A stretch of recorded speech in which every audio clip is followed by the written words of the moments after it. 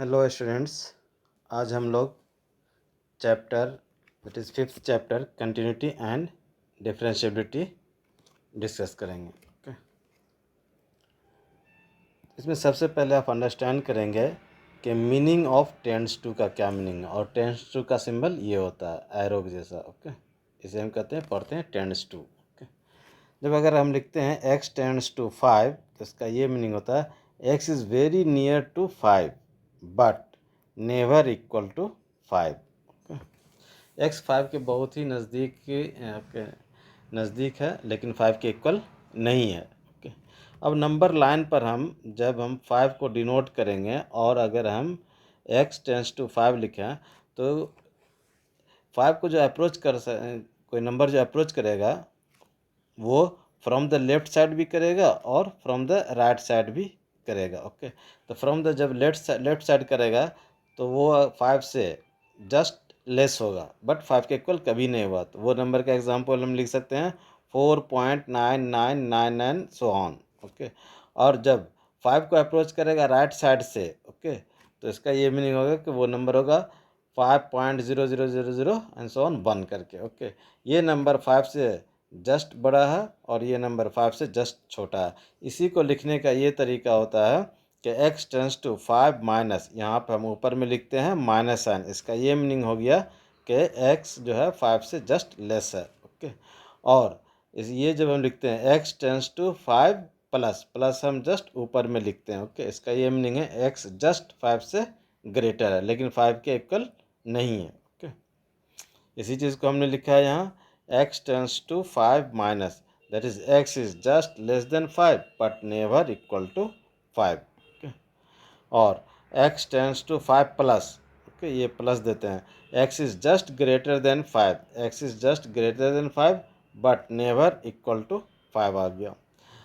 हमें तो ये था, ये आपने लिमिट में पढ़ा होगा मीनिंग ऑफ टेंस टू का। ओके, लिमिट का ही एक्सटेंशन है कंटिन्यूटी। ओके, तो अब हम यहाँ पर हमें जो पढ़ना है वो कंटिन्यूटी के बारे में पढ़ना है। तो हम अंडरस्टैंड करेंगे कंटिन्यूटी को, हम अंडरस्टैंड करेंगे ग्राफ से। Okay, that is graphical meaning of continuity. उसके लिए हम डिफरेंट फंक्शन लेंगे और उस ग्राफ के थ्रू अंडरस्टैंड करेंगे कंटिन्यूटी का क्या मीनिंग है। Okay, that is first function ले लिया हमने, f of x is equal to, that is 1 when x is less than or equal to 0 and F of x is equal to 2 when x is greater than 0। Okay, अब इस function का जब हम graph draw करेंगे तो ये आ जाएगा हमारा एक्स एक्सिस और वाई एक्सिस। ओके, तो एक्स की वैल्यू जो है ना, एफ ऑफ एक्स की वैल्यू 1 है when x is less than equal to 0, तो एफ ऑफ एक्स का वैल्यू ये है तो इसका ग्राफ ये आ जाएगा। ओके,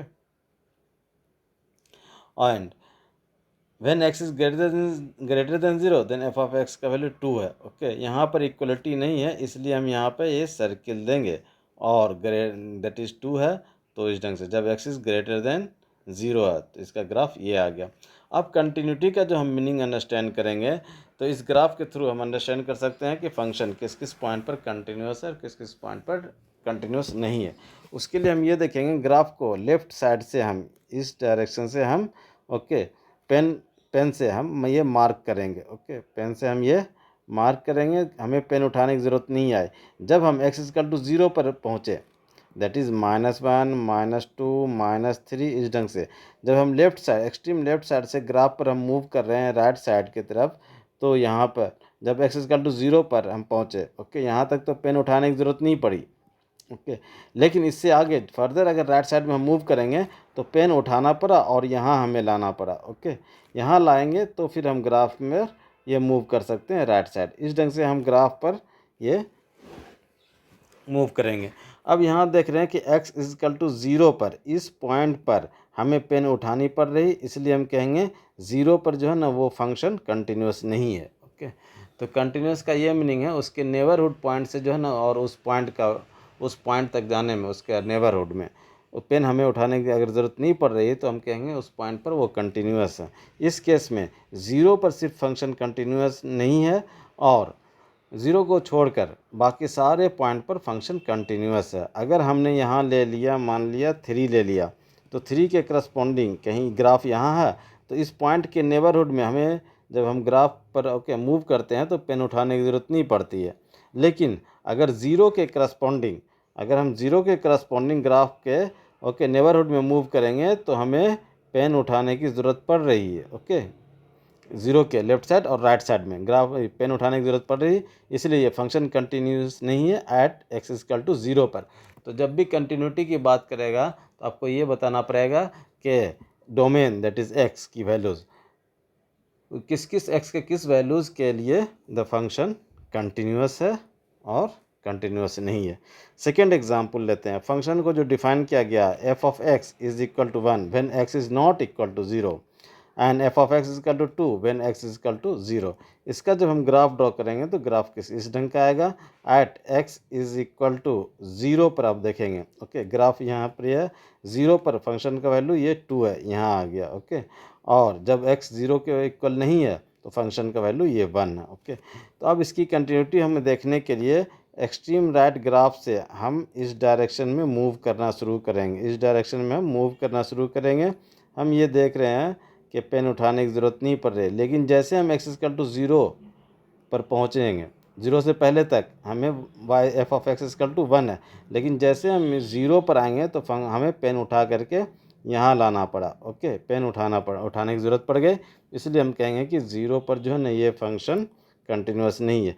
फिर 0 के फर्दर अगर हम x ग्रेटर देन 0 की तरफ जाए, राइट साइड जाए ग्राफ पर, तो यहाँ से हमें मूव करना पड़ेगा। ओके, इस ढंग से हम मूव करेंगे। ओके, तो यहाँ हम ये देखते हैं कि 0 पर ही हमें पेन उठाने की ज़रूरत पड़ रही है, इसलिए ये जो फंक्शन है वो 0 पर कंटिन्यूस नहीं है, और 0 को छोड़कर कोई भी पॉइंट लेंगे उस पॉइंट पर ये फंक्शन कंटिन्यूस होगा। ओके,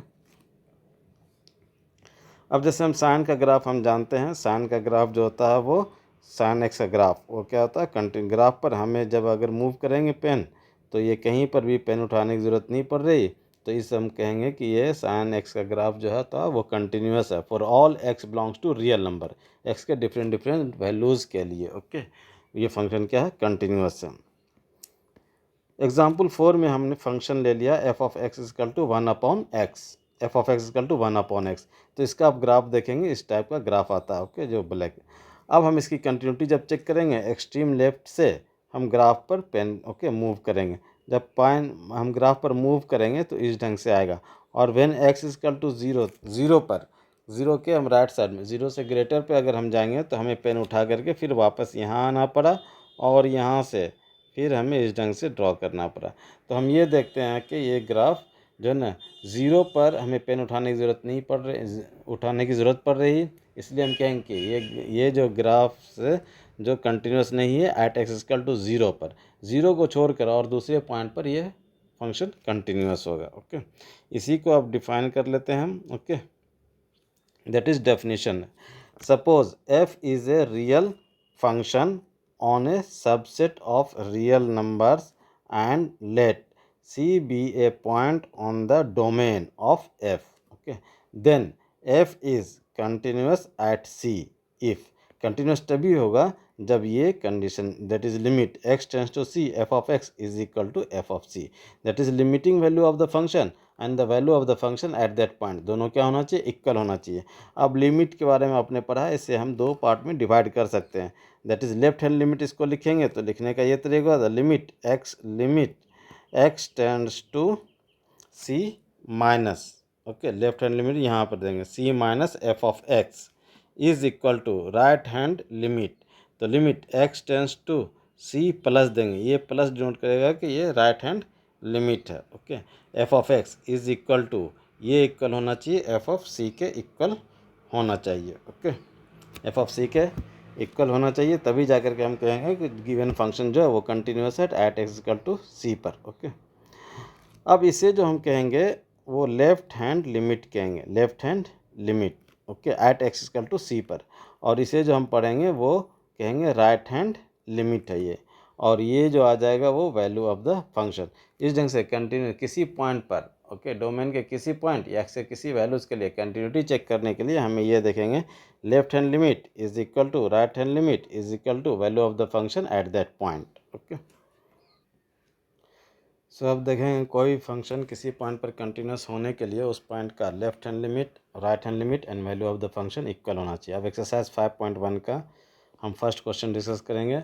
इसमें ये देखा कि prove that the function f of x 5x minus 3 is continuous at x equal to 0, at x equal to minus 3, at x equal to 5. Different point पर हमें कंटिन्यूटी चेक करनी है। तो फंक्शन यहाँ f of x equal to 5x minus 3 है। अब हमने ले लिया at point x equal to 0। तो इस पॉइंट पर हम लिखेंगे left hand limit, okay, that is left hand limit will be equal to, लिखने का लिमिट x टेंड्स टू 0 और यहाँ देंगे माइनस, ओके। फिर यहाँ लिखेंगे f of x which is equal to, ये कह रहा है कि x is just less than 0 है, तो x टेंड्स टू 0 और ये फंक्शन के लिए हमने यहाँ 5x माइनस 3 ले लिया, ओके। अब यहाँ इस फंक्शन में x की जगह पे 0 पुट करेंगे, 0 minus 3 which is equal to, ये आ जाएगा आपका माइनस 3 आ गया। फिर ये आ जाएगा आपका right hand limit will be equal to limit x tends to 0 plus f of x which is equal to 0 plus भी सेम फंक्शन है, चेंज नहीं करा। 0 जब x जस्ट ग्रेटर देन 0 है तो भी फंक्शन क्या है आपका 5x माइनस 3। तो f ऑफ x के लिए हम सब्स्टिट्यूट कर लेंगे x टेंड्स टू 0, और अब यहाँ पर जैसे f ऑफ x की वैल्यूज़ हमने सेलेक्ट कर लिया तो 0 प्लस या 0 माइनस लिखने की ज़रूरत नहीं है। इसके बाद आप जस्ट x की जगह पे 0 पुट करेंगे, ये वैल्यूज़, ओके। तो ये आ जाएगा 5 इंटू 0 और minus 3 which is equal to आ गया माइनस 3 आ गया। अब फिर हम उस पॉइंट पर value of the function find करेंगे f ऑफ 0। तो ये आ जाएगा आपका 5 into 0 minus 3 which is equal to, ये आ गया आपका माइनस 3 आ गया। देयरफॉर हम कहेंगे left hand limit is equal to right hand limit is equal to f of 0 आ जाएगा, ओके। अब ये इक्वल आ गया, देयरफॉर हम कहेंगे f of x is continuous at x is equal to 0 पर, ओके।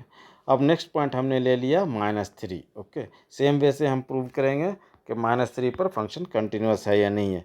इसके लिए फिर हमें फाइंड करना पड़ेगा left hand limit will be equal to limit x tends to minus 3 का पर हम लेफ्ट हैंड लिमिट के लिए यहाँ माइनस लिखेंगे, ओके, और फिर लिख लेंगे f ऑफ x, ओके। तो यहाँ जब x जो है ना माइनस 3 से जस्ट स्मॉलर है तो f ऑफ x की वैल्यू भी सेम है, limit x tends to minus 3, और f ऑफ x के लिए जो हम पुट करेंगे फंक्शन हमारा वही 5x माइनस 3 है, 5x माइनस 3।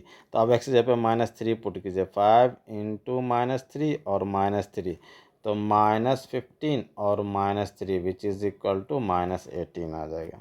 फिर अब हम राइट हैंड लिमिट फाइंड करेंगे इसी वैल्यूज़ पर। तो लिखने का ये तरीका होगा limit x tends to minus 3 पर हम ये प्लस देंगे और फिर ये f ऑफ x लेंगे। अब f ऑफ x को हम सेलेक्ट करेंगे तो यहाँ प्लस और माइनस लिखने की ज़रूरत है नहीं, तो इसी को हम लिख लेंगे that is limit x tends to minus 3 और f ऑफ x आ गया आपका 5x माइनस 3, तो which is equal to 5 into minus 3, okay, और माइनस 3, तो माइनस 15 और माइनस 3 ये आ गया माइनस 18 आ गया। No f of minus 3 is equal to 5 into minus 3 that is minus 15 minus 3 is equal to minus 18 आ गया। अब यहाँ लिख लेंगे हम since left hand limit is equal to right hand limit is equal to value of the function at minus 3, therefore f of x हम लिखेंगे, therefore f of x is continuous, f of x is continuous at x is equal to minus 3 आ जाएगा, okay. Second है examine the continuity of the function f of x, okay. इस ढंग से जो है ना हम ये थर्ड पॉइंट जो दिया हुआ सिमिलर वे में हम इसे प्रूव करेंगे at for x equal to 5 के लिए। अब यहाँ देखिएगा फंक्शन एक ही दिया हुआ, ओके, फंक्शन एक ही दिया हुआ है, तो फंक्शन है ना दो पार्ट में नहीं डिवाइडेड है, तो हम ये दोनों लेफ्ट हैंड लिमिट और राइट हैंड लिमिट को कंबाइंड करके भी हम लिख सकते हैं, that is limit x tends to 0 और ये आ गया f ऑफ x के लिए हमने 5x माइनस 3 ले लेंगे, x जगह पे जब 0 पुट करेंगे तो माइनस 3 आ जाएगा। तो इसको दो पार्ट में लेफ्ट हैंड लिमिट और राइट हैंड लिमिट में लिखने की ज़रूरत नहीं है, हमें लिमिटिंग वैल्यू फाइंड कर लिया, अब value of the function find कर लेंगे, ओके। उसके बाद दोनों इक्वल आ गया तो हम कहेंगे ये कंटिन्यूअस है, ओके। अब नेक्स्ट आ जाएगा। ओके ओके, अब मैं नेक्स्ट लेक्चर में हम सेकेंड क्वेश्चन डिस्कस करेंगे। Okay, thank you.